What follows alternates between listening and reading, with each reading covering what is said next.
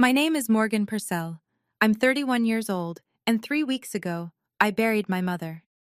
The night before her funeral, a man I had never met pulled me into a hallway, pressed a small key into my palm, and said 7 words that cracked my life wide open. Your father has been lying to you. He told me there was a second will, one my father would destroy if he ever learned it existed. He told me that if my father found out I had that key, I was in danger. I did not sleep that night. By morning, I was standing inside a storage unit I never knew about, reading a letter from my dead mother that began, "If you're reading this, I didn't make it." Before I go any further, if this story resonates with you, please take a moment to like and subscribe, but only if you genuinely connect with it, and drop your local time in the comments. I love knowing where you're listening from. Now let me take you back to a Tuesday afternoon in October, the day my mother's heart stopped and the day everything I believed about my family began to unravel. The call comes at 2:07 on a Tuesday afternoon.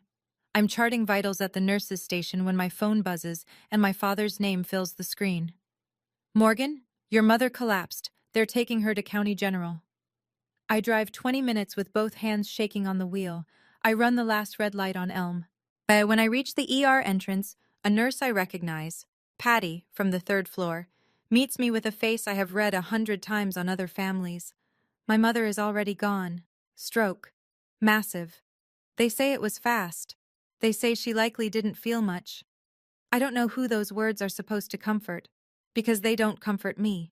My father is standing at the admitting desk when I round the corner. He is signing paperwork. His pen moves steady and quick, like he's closing a checking account. A woman from Morrison and Sons Funeral Home is beside him with a brochure open on the counter. He has already chosen the casket display, already confirmed the visitation window, already selected white lilies. My mother hated white lilies. She loved yellow daisies, but I can't make my mouth say that right now. "Dad, when did you get here?" "About an hour ago." An hour. He was here an hour before he called me. "I handled everything," he says. He puts his hand on my shoulder. "You don't need to worry about any of this." That night, I go to my parents' house to sit in her bedroom. Her reading glasses are still on the nightstand. Her library book is still open, face down, holding her place.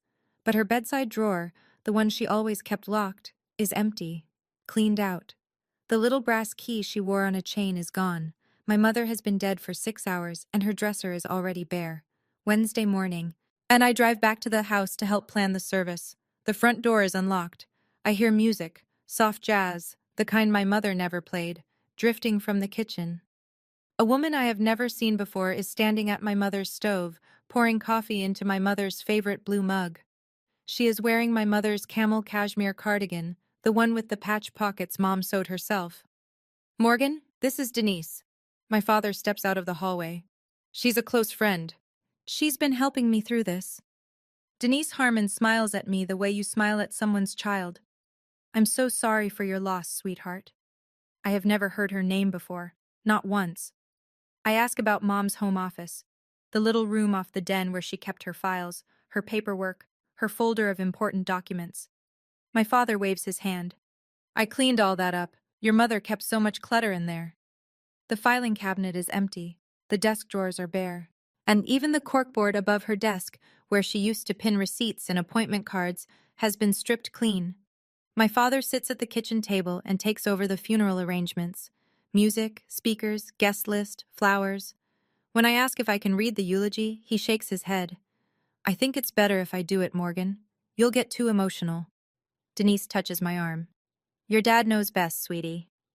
That's when I see it. On Denise's wrist, a thin silver bracelet engraved with the name Margaret. I gave my mother that bracelet for her birthday when I was 16. I saved 3 months of babysitting money. "Oh, this old thing?" Denise turns her wrist. "Your father said your mother wouldn't mind." I open my mouth, then I close it. Because if I react now, if I raise my voice or let my face twist, my father will use it. He will tell everyone I'm unstable. So I say quietly, "Actually, she would. That was a gift from me." Nobody answers. Thursday evening. Visitation at Morrison and Sons. The viewing room smells like carpet cleaner and refrigerated flowers. White lilies everywhere.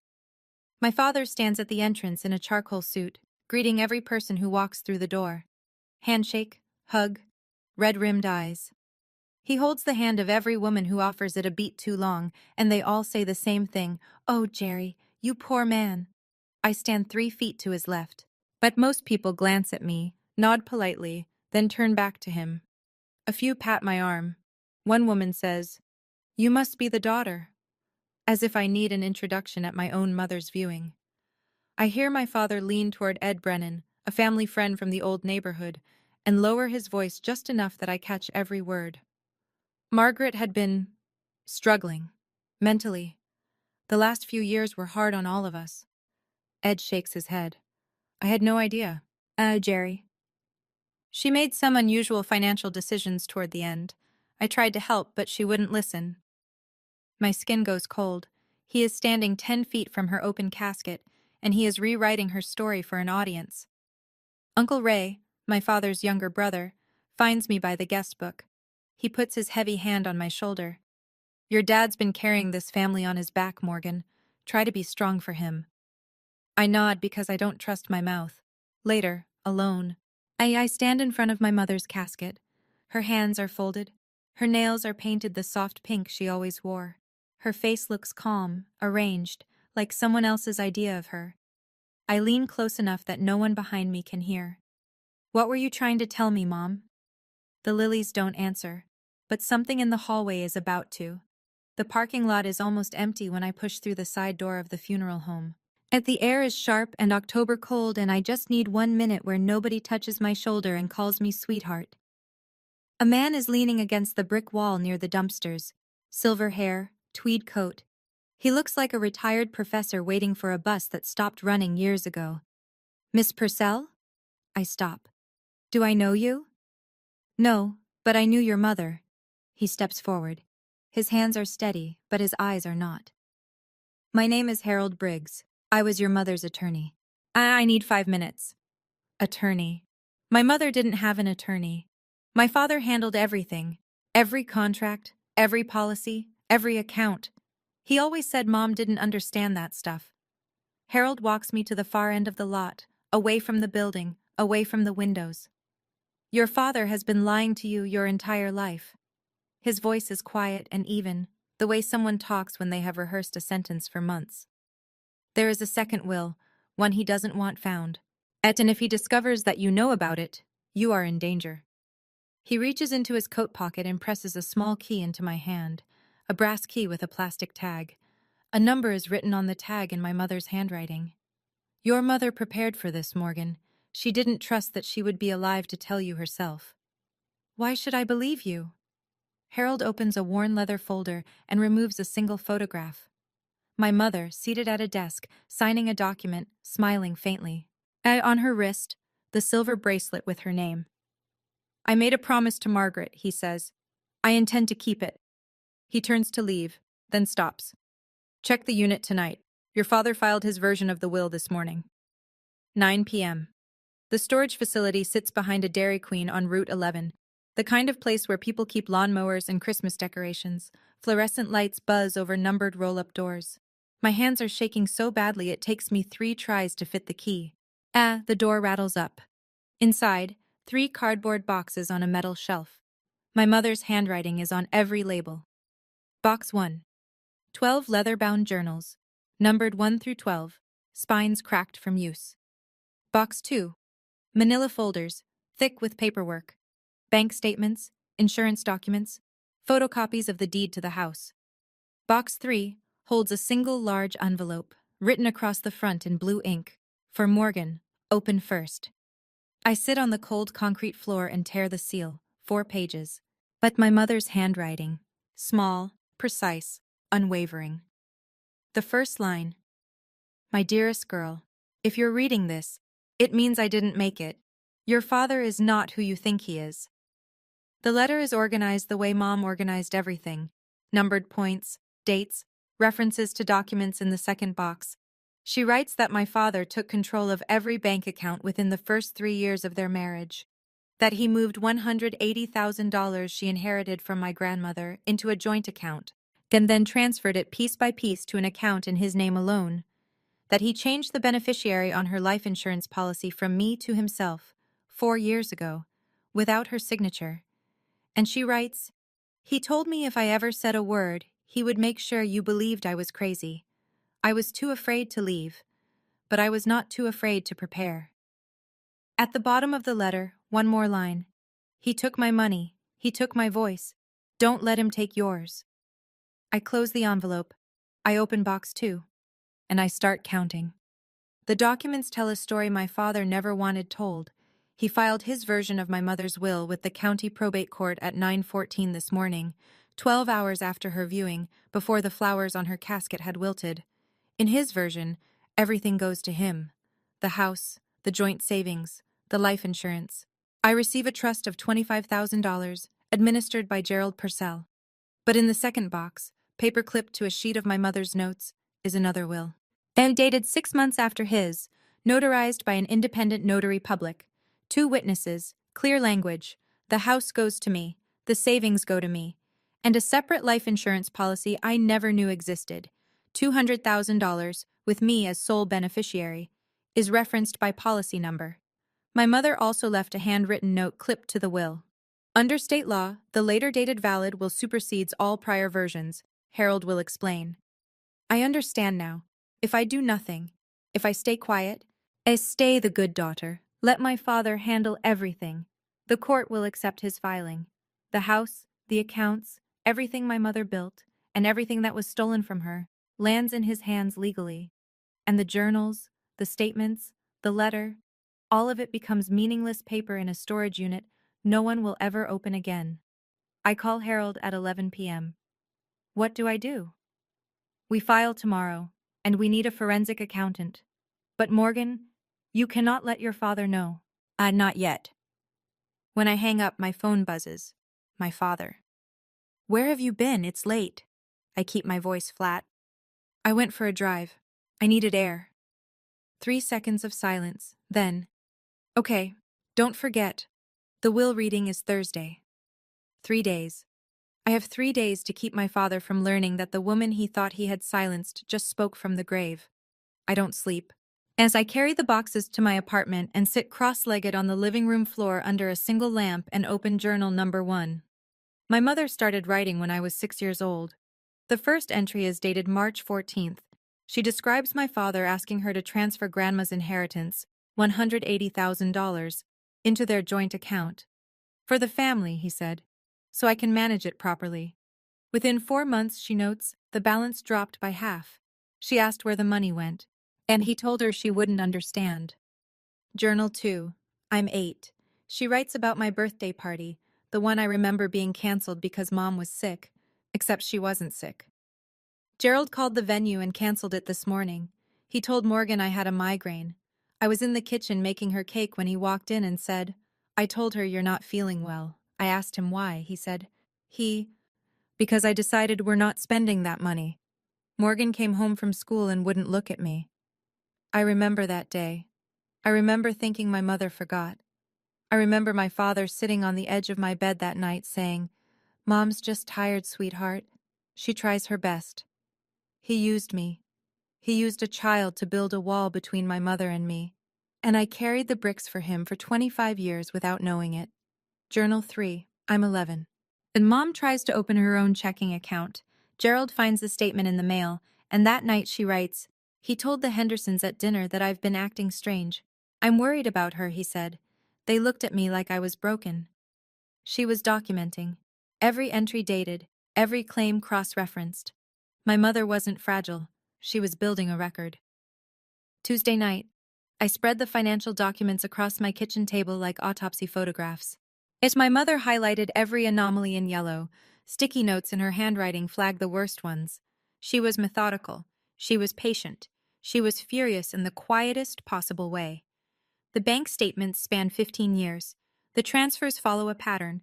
$3,000 here, $5,000 there, $8,000 in December, always just below the threshold that would trigger a flag. Over 15 years, roughly $340,000 moved from joint accounts into accounts bearing only my father's name. But accounts my mother was never added to. Accounts at a bank 2 towns over. Then there's the life insurance. My mother's policy, $500,000, originally naming me as beneficiary, was changed 4 years ago. The new beneficiary, Gerald Purcell. The signature on the change form is supposed to be my mother's, but she placed the original next to a photocopy and circled the differences.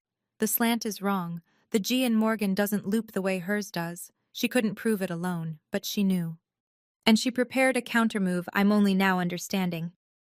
3 years ago, without telling my father, she purchased a separate life insurance policy through Harold's office, $200,000, beneficiary, Morgan Purcell. My father's name appears nowhere on the document. I also find, stapled to the back of a bank statement, a handwritten list titled Forged. 2 entries. 2 documents where someone signed Margaret Purcell's name, and it wasn't Margaret Purcell. And I sit back in the chair and press my palms against my eyes. $340,000. 25 years. That's the price he put on my mother's silence. And the forgery. That isn't just financial abuse anymore. That's a crime with a name. Wednesday morning, one day before the reading. I drive to my parents' house because that is what a good daughter does. And right now I need my father to believe I am exactly the daughter he raised me to be. And he's at the kitchen table reading the newspaper, relaxed, coffee steaming, like a man whose largest concern is the weather. Morning, sweetheart. Want some eggs? Sure, Dad. He cracks 2 eggs into the pan. I met with the attorney yesterday. Everything is straightforward. Don't worry about the finances. I'll take care of you. Did Mom ever talk to you about her wishes? He doesn't turn around. Your mother didn't have a head for those things. I hear the front door open. But Denise walks in carrying a grocery bag. She is wearing a ring I recognize. My mother's garnet ring, the one Mom wore on her right hand every Sunday for as long as I can remember. Jerry said I should hold on to some of Margaret's things. Denise sets the bag on the counter. For safekeeping. I smile. I nod. I eat the eggs. In the car, I call Harold. We file the second will tomorrow morning, first thing. Already in motion. I've contacted Vivian Cole, forensic accountant, and the report will be ready by Thursday. Good. I hang up and sit in the driveway for a moment.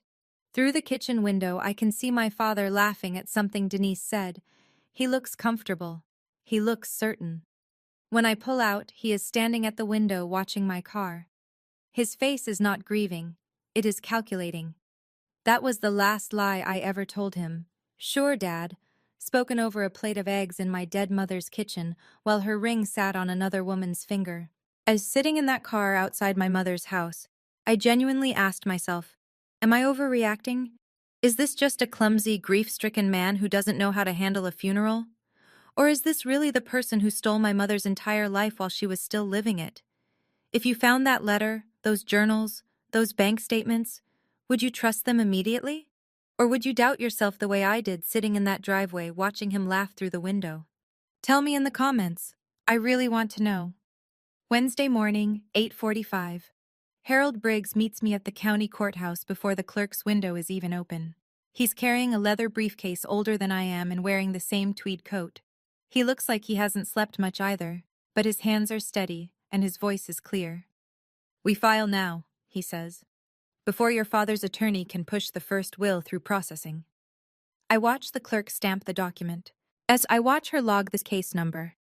The second will, my mother's real will, dated 6 months after the one my father filed, is now part of the official record. Harold explains in the hallway, keeping his voice low. Under state probate law, when 2 valid wills exist, the later dated instrument controls. Your father's will was drafted 5 years ago. Your mother's was executed 2.5 years ago, notarized by an independent notary public, and witnessed by 2 individuals who are alive and willing to testify. What if he says she was mentally unfit? Harold pauses. He expected this question. That's exactly what he'll try. It's why he's been telling everyone she was struggling and confused. He's been building that narrative for years, Morgan. But your mother anticipated it. He taps the briefcase. 12 journals, detailed, dated, cross-referenced to financial records. A forensic accountant's report confirming the transactions. 2 witnesses who sat in the room when she signed, who will testify she was lucid, determined, and fully aware of what she was doing. He looks at me over his glasses. Your mother didn't just make a will, she built a fortress around it. I nod. My throat is tight, but my voice is not. What about tomorrow? The reading? Tomorrow, we let your father go first. We let him finish. Then I walk in. Wednesday afternoon. As I sit in Harold's small office above the hardware store on Main Street, the kind of office with a window air conditioner and a framed law degree from 1983, and listen to Vivian Cole's voice through the speakerphone. Vivian is a forensic accountant Harold has worked with before. She's been reviewing the documents since yesterday morning, and she sounds like a woman who has seen this pattern 100 times and is still angry about it. Approximately $340,000 transferred from joint accounts to accounts solely in Gerald Purcell's name over a 15-year period. Multiple transfers structured below reporting thresholds. Beneficiary changes on the primary life insurance policy executed without verified co-signer consent. 2 signatures on banking documents that do not match Margaret Purcell's authenticated samples. She pauses. This is textbook elder financial abuse. If the district attorney's office wants to examine this, there is more than sufficient documentation. Harold mutes the phone and looks at me. We'll have the written summary printed and ready for tomorrow. I'm making 3 copies. One for you, one for me, one for Vivian's records. What happens at the reading? Your father's attorney will present his will. He'll read it aloud. People will nod. Then I'll enter the room and present ours. And the forensic report? I'll have a printed summary available if his attorney questions the validity. But Morgan, the will speaks for itself. The report is the hammer behind it. I help Harold organize the copies, bank statements in chronological order, insurance documents tabbed, the 2 pages with forged signatures flagged with red sticky notes. Your mother didn't just protect you, Harold says quietly, straightening a stack. She built a case. All we had to do was present it. The paper trail doesn't lie. Tomorrow neither will I. Wednesday evening. My father hosts what he calls a family dinner at the house. The house that still smells like my mother's lavender sachets in the closets, though I doubt they'll last long. He's invited everyone. Aunts, cousins, neighbors, old co-workers from the bank. Denise is in the kitchen wearing my mother's apron, stirring a pot of chili with my mother's wooden spoon. And something about the image is so precise in its wrongness that I have to look away. Gerald stands at the head of the table and raises his glass. Margaret would have wanted us together. Tomorrow we make things official, and then we move forward as a family. Uncle Ray leans back in his chair, arms crossed, satisfied. Hear, hear. I eat. I smile when spoken to. I compliment the chili. I am performing the role of grieving daughter so convincingly that it scares me a little. Denise pulls a neighbor aside near the buffet to show off a pendant necklace. As I recognize it immediately, my mother's small gold locket, the one with baby photos of me inside. Jerry gave it to me. Isn't it beautiful? I watch the neighbor's face tighten for half a second before she nods. After dinner, my father catches me at the door. You okay, kiddo? I'm fine, Dad. See you tomorrow. In the car, I sit in the dark and think about my mother sitting at the same table for 28 years, smiling the way I just smiled, performing the way I just performed. Except she did it every single day. Tomorrow, I keep my promise. As I pull away, I see my father through the window, standing at my mother's desk, going through her wallet. He takes out her last bank card. He doesn't know that account was frozen this morning.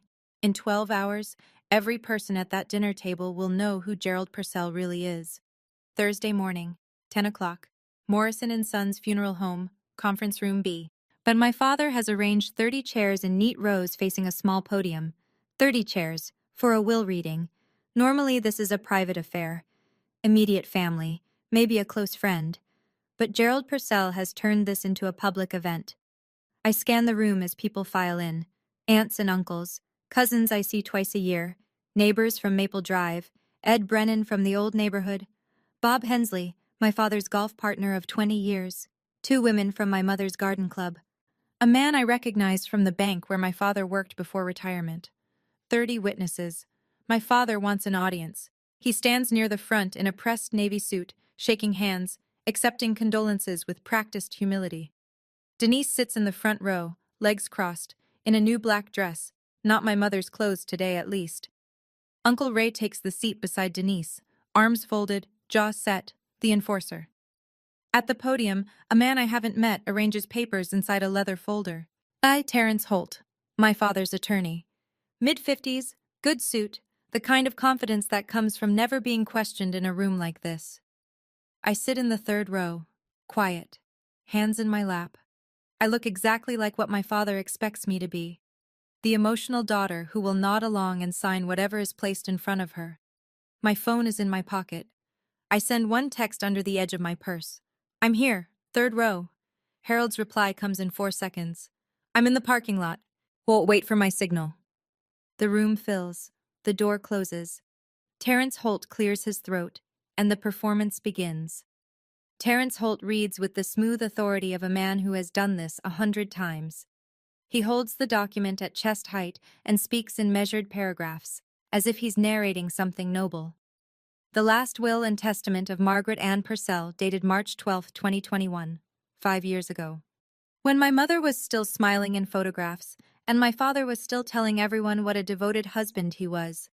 The terms are simple and brutal. The house on Maple Drive, appraised at approximately $380,000, goes to Gerald. The joint savings account goes to Gerald. The life insurance policy, $500,000, goes to Gerald. Morgan Purcell receives a trust of $25,000 to be administered by Gerald Purcell. $25,000. Managed by him. Out of everything my mother worked for, everything she inherited, everything she saved, I get an allowance, controlled by the man who took it all. Holt sets the paper down. My father stands. Margaret and I discussed this many times. His voice cracks just enough to sound genuine. She wanted me to make sure Morgan is taken care of. I'll manage things responsibly, as I always have. Heads nod. Ray says, loud enough for the back row. That sounds fair. Jerry's always been the responsible one. A woman behind me whispers to her husband, Poor Jerry. My father turns to me. 30 people watching. He puts his hand on my shoulder and squeezes. I know this is a lot, sweetheart, but I'll take care of everything. You don't need to think about money. Then, quieter, but not quiet enough. Morgan's like her mother, wonderful heart, but not great with numbers. A few people chuckle softly. Linda Marsh, my mother's oldest friend, does not chuckle. She is watching me with steady, unblinking eyes. I let the silence sit for 3 beats. Then I say calmly, Can I say something? My father smiles. He thinks I'm going to thank him. He steps aside and gestures toward the room like a host offering a microphone. Of course, sweetheart. I stand. My voice is level. I just want to understand. Mom worked for 28 years. She inherited money from Grandma. She paid into her life insurance for over 2 decades. And everything goes to you? The room shifts. Not dramatically, just a slight tightening. A few people glance at each other. My father's smile fades by a degree. Morgan, this isn't the time. We talked about this. We never talked about this. Not once. Uncle Ray leans forward. Come on, Morgan. Your dad's been the one paying the bills for 30 years. Don't make this about money. Denise shifts in her chair and says, just loud enough. Poor thing. She's been so emotional since Margaret passed. Maybe she needs some time. My father lowers his voice into the register he uses when he wants a room to believe he is concerned rather than angry. See, this is what I was worried about. She's not in the right headspace to deal with these things. And there it is, the playbook. Exactly what my mother described in her letter.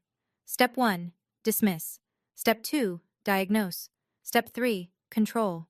If 30 people are looking at me now, some with sympathy, some with discomfort, a few with the expression people wear when they think they're watching a fragile woman unravel, Uncle Ray mutters, Girls and money don't mix. Your daddy knows what's best.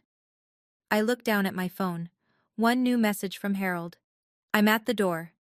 My father turns to Terrence Holt. I think we're done here. Holt nods and begins gathering the papers. The room exhales. People start reaching for their coats, their purses. It's over. Gerald Purcell has staged his performance, and the audience is ready to go home believing exactly what he wanted them to believe. Gerald takes Denise's hand and faces the room. I appreciate everyone coming. Margaret would be touched. Ray stands and claps once. Let's give Jerry some peace. The man just lost his wife. This is the moment. I rise from the third row.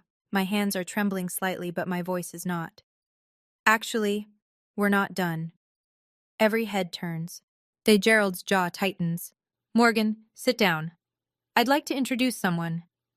The door to conference room B opens. Harold Briggs steps through with his worn leather briefcase in one hand. He is wearing the same tweed coat. He looks like a man who has been waiting 3 years to walk through this exact door. My father sees him, and I watch something I have never seen before on Gerald Purcell's face. Fear. Not surprise, not confusion. Fear. The specific, electric fear of a man who recognizes the one loose end he failed to tie. Because he knows Harold. Not well, but he knows the name. My mother mentioned him once during an argument 2 years ago, and my father dismissed it, told her she was making things up. He thought she was bluffing. She wasn't. Harold sets his briefcase on the podium and addresses the room. Good morning, everyone. My name is Harold Briggs, and I was Margaret Purcell's attorney for the last 3 years of her life. I'm here because Margaret asked me to be. I look at my father. Sit down, Dad. It's your turn to listen. Harold opens the briefcase with the care of a man handling evidence, which is exactly what this is. Margaret Purcell retained me in September 3 years ago. She came to my office alone. She was not confused. She was not impaired. She was afraid, not for herself, but for her daughter. He removes a document and holds it so the front row can see the notary seal. This is the last will and testament of Margaret Ann Purcell, executed 2.5 years ago. It was notarized by an independent notary public and witnessed by 2 individuals who are present in this room today. I hear Denise inhale sharply. Uncle Ray's arms uncross for the first time all morning. Harold reads the terms. The house on Maple Drive, to Morgan Purcell. The savings accounts, to Morgan Purcell. A separate life insurance policy, $200,000, to Morgan Purcell. Gerald Purcell receives nothing. My father is on his feet before Harold finishes. That's a forgery. My wife would never. The notary is on record, Mr. Purcell. Would you like me to call her? Terrence Holt, Gerald's own attorney, reaches for the document. Harold hands him a copy. Holt reads it once, reads it again, and then leans toward my father. Jerry, sit down. Gerald doesn't sit. From the second row, Linda Marsh, my mother's best friend, 61 years old, silver-haired, quiet until now, stands. I was a witness, she says. Her voice doesn't waver. I watched Margaret sign that will. She was clear-headed and she was determined, and she told me, if anything happens to me, make sure Morgan knows. Harold addresses the room one more time. Under state probate law, the later dated valid will supersedes all prior versions. This will was filed with the county courthouse yesterday morning. The room is silent. 30 people. Not one sound. The silence fractures when my father slams his palm on the arm of his chair. This is ridiculous. Margaret was confused. She didn't know what she was. I'd like to read something. I stand. I am holding my mother's letter. The paper is slightly creased from where I pressed it to my chest 2 nights ago on the floor of a storage unit. Not all of it, just enough. I read 3 sentences. My mother's words, in my voice, in a room full of people who thought they knew our family. He took control of every dollar I earned. He made me ask permission to buy groceries, and when I tried to tell someone, he told them I was losing my mind.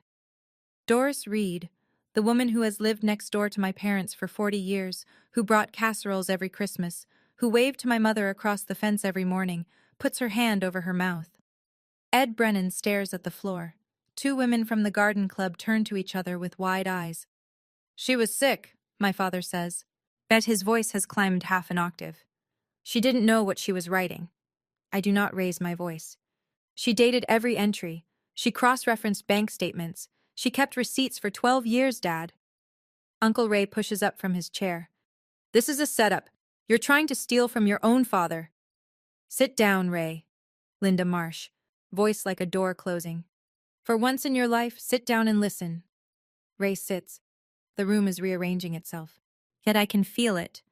The way 30 people quietly revise a story they believed for decades. The concerned husband, the unstable wife, the emotional daughter. My mother spent 25 years being told she was crazy. My voice is steady. She wasn't crazy. She was documenting. Harold places his phone on the podium and presses the speaker button. This is Vivian Cole, certified forensic accountant.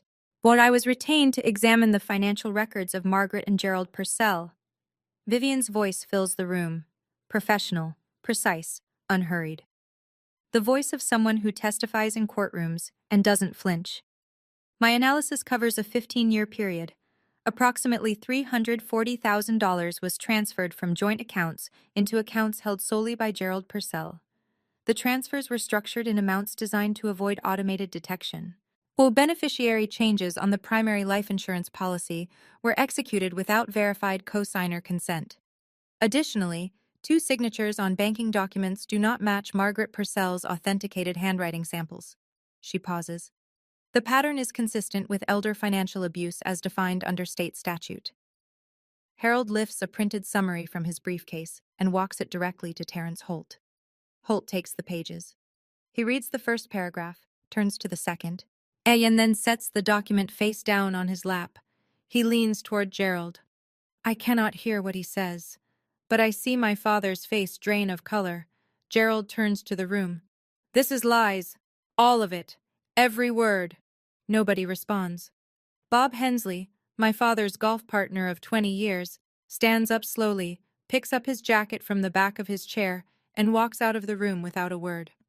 Denise, who has been sitting rigid in the front row, pulls her hand away from my father's arm. She moves it to her own lap. It's a small gesture, but everyone in the front 2 rows sees it. My father is standing in the center of a room full of people he has known for decades, and for the first time, not a single one of them is looking at him with sympathy. You're all being manipulated, he says, by a dead woman. No one moves. My father turns to me. His eyes are wet and his voice is shaking, but it's not grief. It's the sound of a man watching the walls come down. After everything I've done for you, I raised you, I fed you, I gave you a home. You can speak to my attorney, Dad.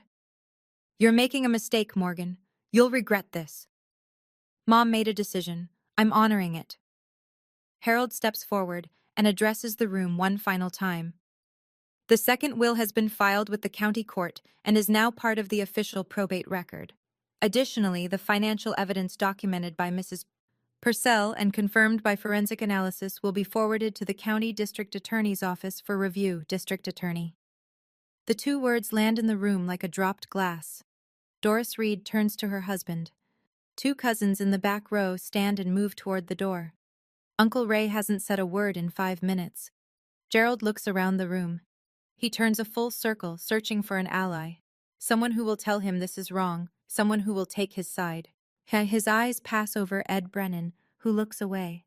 Over the women from the garden club, who stare at their laps. Over Denise, who is now standing in the far corner of the room, arms wrapped around herself. Over Ray, who sits with his jaw clenched and his eyes on the carpet. Nobody meets his gaze. I collect my purse from the 3rd row. I'm not doing this to hurt anyone. My mother asked me to protect what she built. That's what I'm doing. I walk toward the door. As I pass my father, yet he grabs my arm. His grip is tight. I look him directly in the eyes and pull my arm free. Don't touch me. I say it clearly. I say it once. I walk out into the October sunlight. Behind me, I hear his voice, high, cracking, desperate. She's lying. She's lying. But no one follows him out. 24 hours later, the calls begin. Terrence Holt phones Harold's office at 9 a.m. Friday morning. I sit across from Harold and listen on speaker. I've reviewed the documentation you provided. Holt's voice is different today, stripped of the authority he wore at the reading. I've advised my client not to contest the second will. The evidentiary record is substantial. Harold nods at me. We appreciate the call, Terrence. There's one more thing. I'll be withdrawing as Gerald's counsel effective today. Given the nature of the allegations, I'm unable to continue representation while maintaining my obligations to the bar. Gerald's own attorney has fired him. Harold hangs up and opens a folder. I've sent a formal letter to your father. You're requesting that he and any non-family occupants vacate the property within 30 days, per the probate agreement. And the DA? The forensic report and supporting documents were forwarded to the county district attorney's office this morning. They've opened a preliminary review. That afternoon, my phone shows 6 missed calls from my father. I don't answer. But I listen to the voicemails later, in order. The first one is rage. You think you can steal from me? After everything? The second is bargaining. Let's talk about this. We can work something out. The third is a threat. I'll fight this. I'll fight you in court. The fourth is weeping. No words. Just the sound of a 63-year-old man crying into a phone. And even through everything, through the forgery and the theft and the gaslighting and the 25 years of lies, I feel something twist in my chest. Not forgiveness. Just the ache of recognizing that the man I loved as my father actually existed somewhere inside the man who did all this. I delete the voicemails and close my phone. In a town this small, 30 witnesses may as well be a billboard. By Monday, the story has made its rounds. Not the tabloid version, the quiet kind. Whispered over coffee at Barton's diner, mentioned between sets at the Rotary luncheon, discussed in lowered voices at the post office. Linda Marsh calls me on Tuesday. Honey, I knew your mama was hurting, but I didn't know how bad. I should have pushed harder. You were there when it mattered, Linda. You signed that will. She's quiet for a moment. She was so calm that day. Sat in Harold's office and signed like she was paying a water bill. But her hands were shaking under the table. Bob Hensley calls Gerald to cancel their standing Wednesday golf game. He doesn't give a reason, just says, I need some space, Jerry. Gerald knows what that means. Gerald goes to the Rotary Club that Thursday. People are polite, no one is rude. But no one saves him a seat, and when he sits at a table with 3 men he's known for 20 years, the conversation dies until he excuses himself. The small humiliations of a small town. No one confronts him. No one has to. Denise moves her things out of the house on Wednesday. She leaves quietly. No scene, no argument. On the kitchen table, she places every piece of my mother's jewelry she had taken. The locket, the garnet ring, the silver bracelet engraved with Margaret. She doesn't leave a note. I don't think Denise left because she realized my father was wrong. I think she left because the money was gone. That's an uglier truth, but it's the real one. Uncle Ray calls me Saturday morning. His voice is thick. Morgan, I didn't know. I know Uncle Ray, but I don't invite him to the house. 3 weeks after the funeral, the probate court accepts the second will. The house on Maple Drive officially transfers to my name. The separate life insurance policy, $200,000, clears into my account. The joint savings, approximately $85,000, remains frozen pending the DA's review, but Harold tells me it's only a matter of time.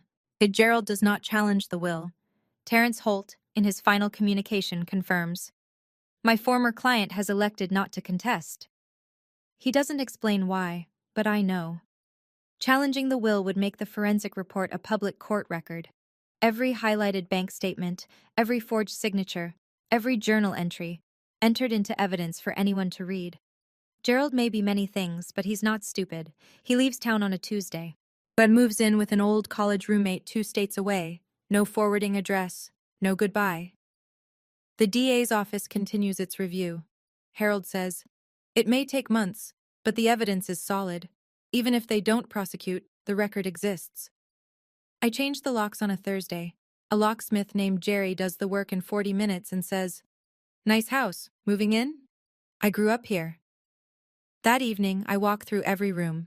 I leave my mother's bookshelves untouched. Then I water the spider plant she kept by the kitchen window. It's still alive, which seems like a small miracle. I return the silver bracelet to her jewelry box in the bedroom, resting it on the velvet lining where it belongs. I open the dresser, the one my father emptied 6 hours after she died. The drawers are bare, but as I pull the last one out to wipe it clean, something catches between the wood and the bottom panel. A small photograph. Me, 5 years old, sitting on my mother's lap. Both of us laughing. He cleaned out her dresser in 6 hours, but he missed the one thing that mattered. Let me be clear about what Gerald Purcell lost, because I think the numbers matter. The house, $380,000. Gone. It was my mother's before it was theirs, purchased with her inheritance from my grandmother, and now it's mine. The separate life insurance, $200,000. The policy my mother took out in secret, through Harold, with me as the sole beneficiary. Gerald never knew it existed. And the joint savings, $85,000, frozen by court order, pending investigation. His attorney, withdrew. His golf partner stopped calling. His Rotary friends politely suggested he take a break from meetings. Denise, gone. She didn't leave because she had a moral reckoning. She left because the money left first. The $340,000 he siphoned over 25 years? Spent. My mother's journals document what she could track. A car he bought Denise, $42,000. Roughly the same amount my mother secretly saved for me. Sports gambling, trips she was never invited on, gifts for a woman who wore my mother's jewelry before the casket was closed. The DA's preliminary review remains open. Harold says charges are not guaranteed. Many elder financial abuse cases don't result in prosecution. But the file exists, the evidence exists, and if Gerald Purcell ever tries to rewrite this story, there are 12 handwritten journals and a forensic report that say otherwise. He sent me a letter last week, 4 pages, handwritten, which tells me he's been sitting somewhere with nothing but time. He doesn't apologize. He writes that he was misunderstood, and that your mother always exaggerated things. I read it once. I fold it carefully. I place it in the box with the rest of the evidence. I don't feel victorious. I don't feel triumphant. I feel finished. And for the first time in my life, that's enough. It takes me 2 weeks to finish the journals. The first 9 are painful. A catalog of small thefts and large silences. A woman watching her life be dismantled one forged signature at a time. But the last 3 journals are different. In the final years, my mother stops writing about Gerald. She writes about me. About the afternoons I come home to visit and we sit on the porch and drink iced tea. And about the tomatoes she grows in the backyard and saves for me because she knows I love them on sandwiches. About a book she read that made her think of me. She transcribes a passage and writes beside it, "Morgan would like this." Between journal entries, I find letters she wrote but never sent. "I'm sorry I didn't leave sooner. I was afraid he'd take you from me. By the time you were old enough to understand, I was too deep. Forgive me for that, if you can." And this, in an entry from 18 months before she died. "I opened a 529 education fund in Morgan's name 10 years ago. It's in the storage unit. Use it if you ever want to go back to school, baby." I check the documents. She was right. A 529 account, funded in quiet increments, $50 here, $100 there, skimmed from the grocery budget my father gave her every month. Balance, approximately $18,000. Gerald never noticed because he never looked at what she spent. He only looked at what she earned. $18,000.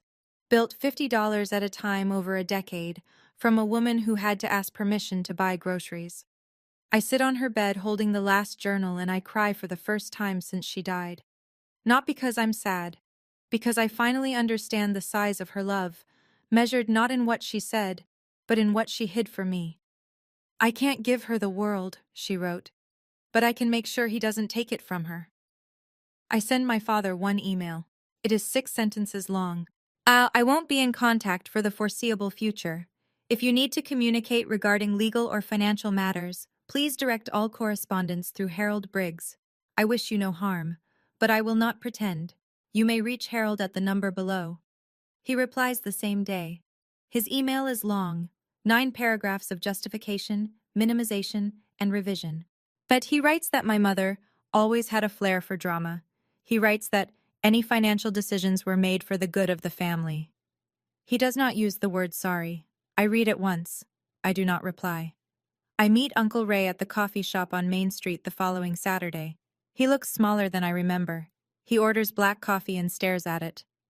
"Uncle Ray, I don't hate you, but you stood in that room and backed the man who robbed my mother. I need time." He nods. I understand." It's the first time in my life he hasn't argued. I keep Linda Marsh close. She comes by the house every Thursday with banana bread and stories. How she and my mother met at a PTA meeting in 1998. How Mom once drove 40 minutes in a snowstorm to bring Linda soup when she had the flu. How Mom laughed with her whole body when no one was watching. I send handwritten thank you notes to Harold and Vivian. Harold is retiring now, fully, officially. And he tells me on the phone, this was the last case Margaret would have wanted me to close. The week after, Linda mentions something she's been holding back. "Your mama gave me a USB drive 2 years ago, said it was a backup of everything, in case the storage unit was ever found and emptied. My mother thought of everything, even the scenario where she lost. "I wish you had been the father you pretended to be," I wrote in that email. But wishing doesn't change the records. There was a moment, reading those last journals, where I found myself wondering something I may never have the answer to. Did my mother ever forgive him? Not publicly, not legally, but in her heart, in the quiet of those journal pages, did she let go of it? Or did she carry that weight until the very end? I'll never know. But I want to ask you, if you discovered that the person you trusted most in this world had been lying to you your entire life, could you forgive them? Not should you. Could you? Tell me in the comments. I've been thinking about this for weeks. 2 months after the funeral, I move into the house on Maple Drive. The first thing I do is paint the living room. My mother always wanted it a pale blue, the color of a winter sky just before it clears. My father said it was too feminine and kept it beige for 28 years. It takes me a Saturday afternoon and 2 coats. And when the light comes through the front windows the next morning, the room looks like a place my mother would have loved. I plant the garden, lavender along the fence, because she talked about it every spring and never did it. Tomatoes in the raised bed she built herself. Daisies, yellow, not white, beside the mailbox. Linda brings over a climbing rose she found at the nursery on Route 9. "Your mama wanted one of these for years." We plant it together, kneeling in the dirt. And Linda tells me about the time my mother entered a tomato in the county fair and came in second and pretended she wasn't furious. I used the 529 fund to enroll in an online MSN program, Master of Science in Nursing. It's something I've wanted for years. When I mentioned it once at a family dinner, my father said, "You don't need more school, Morgan. You already have a job." Mom thought otherwise. She saved $18,000 for this, $50 at a time. As I put a photo of her on the bookshelf in the living room, not the funeral portrait, a real one, from a barbecue in 2016. She's holding a glass of lemonade and laughing at something off camera. Her eyes are bright. That's the version of her I want to see every day. Friday evening, I sit on the porch with a mug of tea and listen to the crickets. For the first time in my life, I don't need anyone's permission to be here. I'm not telling you this story so you'll feel sorry for me. That I had a mother who loved me fiercely enough to plan 3 years ahead from inside a cage she couldn't escape. That's not a tragedy. That's a gift. I'm telling you, because I know someone is listening right now who is living the life my mother lived. Someone whose partner controls every dollar. Someone who's been told, by family, by friends, by the person sitting across from them at dinner, that they're too emotional, too sensitive, too confused to understand their own life. If that's you, and I want to share 3 things I learned the hard way. First, if someone tells you you're crazy for questioning the math, check the receipts. My mother did. It took her years, but she built a record that couldn't be dismissed. You don't need a law degree, you need a notebook and the courage to write down what's real. Second, silence protects the person who benefits from it. It never protects you. My mother was silent for 25 years because she was told that silence was loyalty. And it wasn't loyalty, it was a leash. Third, you don't have to scream to be heard. You just have to show up with the truth. I didn't raise my voice in that room. I didn't need to. The documents spoke, the witnesses spoke, the numbers spoke. Truth is quiet, and it is patient, and it outlasts every lie ever told about you. I don't hate my father. I am disappointed in him in a way that I think will last the rest of my life. But I chose not to carry that with me. It's too heavy. And my mother already carried it long enough for both of us. She couldn't leave, but she made sure I could walk out standing up. I used to think being a good daughter meant being quiet. Now I know being a good daughter means finishing what my mother started. Here's where things stand today. Gerald Purcell is living in another state with a college friend. The district attorney's office has not closed its review. I don't check for updates. Harold will call me when there's something to know. 3 weeks ago, my father sent me a text message, the last one I'll mention. "You destroyed this family." I typed back 5 words. "No, Dad, you did. 25 years ago." I haven't blocked his number. I don't need to. A boundary isn't a wall. It's just a decision you make once and keep making every day. I don't respond. I don't engage. I don't explain. Some mornings I pour coffee into my mother's blue mug and sit at the kitchen table and feel her in the room. Not in a mystical way, just in the way the light hits the counter the same way it always did, and the spider plant is still growing, and the house smells like lavender because I planted it where she always wanted it. I keep her last journal on my nightstand, not to remind myself of what happened, but to remind myself that a woman with no power, no allies, no voice, found a way to protect her daughter from beyond the grave. She couldn't fight him while she was alive, so she armed me to fight him after she was gone. And if you're listening to this and something feels wrong in your family, a number that doesn't add up, a signature you didn't authorize, a question you're told not to ask, trust that feeling. Document it. Tell someone. Because the truth doesn't expire, it just waits. Thank you for staying until the end. If you know someone who might be experiencing financial control in their family, a partner, a parent, a friend who keeps saying it's fine when it clearly isn't, send them this story. And sometimes knowing that someone else walked through it and came out the other side is enough to make them start. If this story mattered to you, hit like and subscribe. I have more stories like this one, and they're all true in the ways that count. In the description below, I've linked another story I think you'll want to hear, about a woman who uncovered a family secret at the Thanksgiving dinner table that no one saw coming. I'll see you in the next one.